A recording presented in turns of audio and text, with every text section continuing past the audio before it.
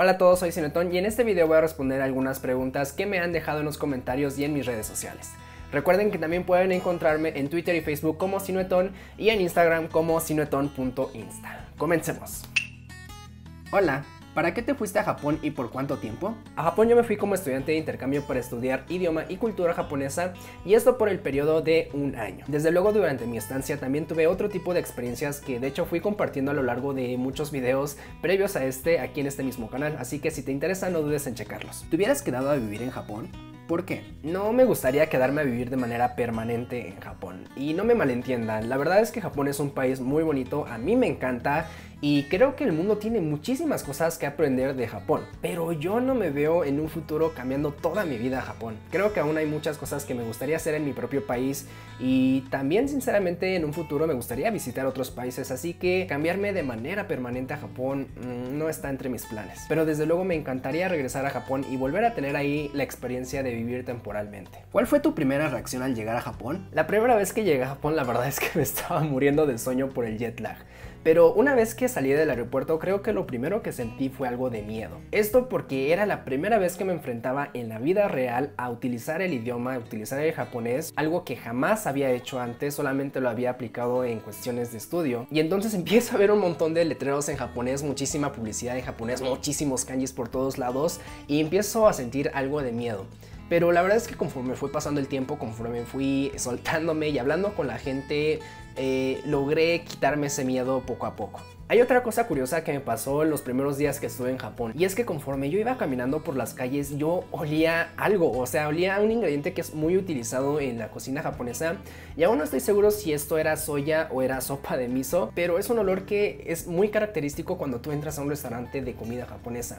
Y los primeros días que estuve en Japón lo olía por todas partes. Hace mucho tiempo yo leí un reportaje que decía que los extranjeros que venían a México por primera vez, cuando se subían al metro o andaban en las calles, olían muchísimo el maíz. Y esto era debido a que los mexicanos consumimos muchísimo maíz y entonces está en el ambiente. Y no sé si esto sea real del todo, pero si es así, entonces los primeros días que yo estuve en Japón realmente lo que olía era un ingrediente que se consumía muchísimo en Japón. No sé, se me hace algo bastante curioso porque incluso conforme fue pasando el tiempo yo empecé a dejar de oler a eso por todos lados. ¿Qué lugares recomiendas para pasarlo o visitarlo de vacaciones? En México yo te recomendaría visitar 3 pueblos mágicos que están relativamente cerca uno detrás del otro, que es Dolores Hidalgo, Guanajuato y San Miguel de Allende.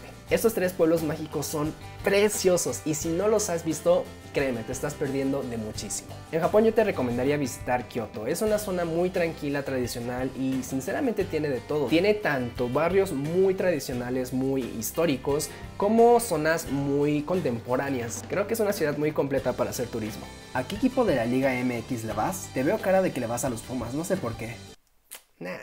¿Qué cosas de la vida o la cultura en Japón te desagradan? No hay muchas cosas que me desagraden de la cultura japonesa, pero sí hubieron un par de reglas que en muchas ocasiones se me hicieron un poco complicadas. Entiendo que estas reglas existan para mantener la convivencia entre la gente en las calles, pero a veces se me hacían un poco sobradas, y son reglas como por ejemplo hablar dentro del tren, no comer mientras estás caminando, o incluso no poder hacer ruido durante la noche en tu casa. Se me hacen reglas que son muy contrastantes con lo que se tiene aquí en México y en más de una ocasión me molestaron un poco. Depende mucho de la situación desde luego, pero creo que hay muchísimas situaciones en las que estas reglas salen sobrando. Ni modo, así es Japón y como residente extranjero necesitas adaptarte a esas reglas. Esta es desde luego mi perspectiva muy personal.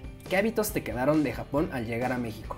Curiosamente no muchos. Cuando llegué a México mi mexicano interior salió y muchísimas cosas que yo acostumbraba a hacer en Japón fueron no desapareciendo, sino que simplemente aquí no las hago. Pero hay una que otra cosa que sí se me ha quedado. Por ejemplo, cuando vas en la calle y chocas con alguien, inmediatamente, incluso inconscientemente, yo me disculpo. Algo que hacía muchísimo en Japón. Antes de ir a Japón, si alguien chocaba conmigo o algo, no decía nada, o sea, continuabas con tu camino. Incluso muchas veces esa actitud caía en que la otra persona te insultara o algo. Pero desde que regresé de Japón, cuando yo choco con alguien, incluso si no haya sido mi culpa, yo me disculpo. Y me he dado cuenta que esa pequeña actitud también tiene un efecto positivo en la otra persona porque todas las veces que ha pasado eso, la otra persona también responde con una disculpa o simplemente no se enoja. Creo que es un buen hábito que se me ha quedado. ¿Qué género de música es tu favorito? Normalmente no tengo un género musical favorito, sino que simplemente la canción que escucho, si me gusta, la sigo escuchando. Pero últimamente he escuchado muchísima música épica combinada con electrónica. No sé qué género sea esto específicamente, pero me ha agradado bastante últimamente. Dicen que trabajan en Japón mucho y que los hombres ni ven a sus familias por dedicarle mucho tiempo a sus trabajos. En tu punto de vista, ¿qué tan cierto es? Esto era algo que sucedía mucho en la sociedad japonesa en el pasado, pero las generaciones jóvenes de hoy en día en realidad no siguen esa tendencia. Incluso muchos jóvenes tienden a cambiar mucho de empleo. En el video de 5 cosas que México tiene que aprender de Japón, platico un poco sobre este tema y la razón de por qué esto fue así antes. Así que si les interesa ver el video, no deben checarlo en la tarjeta que aparece aquí arriba o bien en el link que voy a dejar en la descripción. ¿Has tenido alguna experiencia divertida, mala o interesante con algún seguidor? Mala, afortunadamente no hasta ahorita. Realmente no he tenido mucha experiencia con ustedes, solamente me he encontrado con 4 personas que se me han acercado y me han dicho, oye, yo te he visto en YouTube. Y curiosamente 3 de estas personas me las encontré en Japón. Todas han sido muy amables hasta ahorita y agradezco muchísimo sus comentarios. Espero que se encuentren muy bien. Me imagino que al ver anime tenías muchas ganas de comer cosas japonesas. ¿Cuáles platillos te desilusionaron y cuáles superaron tus expectativas? Afortunadamente ningún platillo me decepcionó tanto como esperaba, pero sí hubo uno que otro que no me gustó en lo absoluto. Por ejemplo, el natto, que es frijol fermentado, sabe horrible y a muchísimos japoneses les encanta, pero no. Por más que intenté hacer que me guste, no pude. Pero también hubieron alimentos que al principio no me gustaron nadita y conforme fue pasando el tiempo les agarré muchísimo gusto. Principalmente el té sin azúcar y el frijol dulce. Estas dos cosas al principio las detestaba, pero conforme fue pasando el tiempo en verdad que me empezaron a gustar muchísimo e incluso cuando iba a la tienda, no sé, a comprar un pan o algo que estaba relleno de frijol dulce, me lo compraba y me lo acompañaba con té verde sin azúcar. ¿Switch o Game Boy?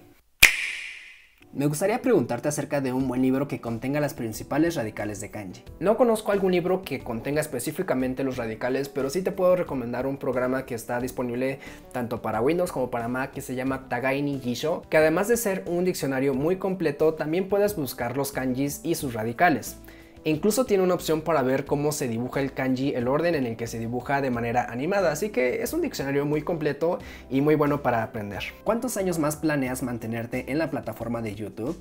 ¿Cuál ha sido el lugar de la Tierra en el que más te ha gustado viajar? Espero que sean muchísimos más años. Y sobre tu segunda pregunta, fuera de Japón, creo que el lugar que más me ha gustado conocer ha sido la Riviera Maya. Es un lugar hermoso, la playa es preciosa y tiene muchísimos atractivos turísticos y fuera de los resorts no es tan caro como suele imaginarse. Saludos hasta Venezuela. ¿Qué te gustaría tener de Japón aquí en México? ¿Y qué te gustaría tener de México en Japón? De Japón en México me encantaría tener un game center. Son lugares muy entretenidos y las maquinitas que hay en los game centers en Japón son muy padres, la verdad. Te la pasas muy bien en esos lugares, sí o sí. Y en Japón algo que me hubiese gustado tener de México es la comida. Es muy difícil conseguirlos y los pocos que hay son muy caros. ¿Qué serie, anime o manga estás siguiendo actualmente? Recientemente vi una serie en Netflix que está basada en una novela japonesa que se llama Boku Dake ga Inai Machi, o como la traducen al inglés Erase, o como se pronuncie. Y yo ya había visto anteriormente un anime basado igual en esta novela y me encantó, y tengo que admitir que la adaptación que hizo Netflix es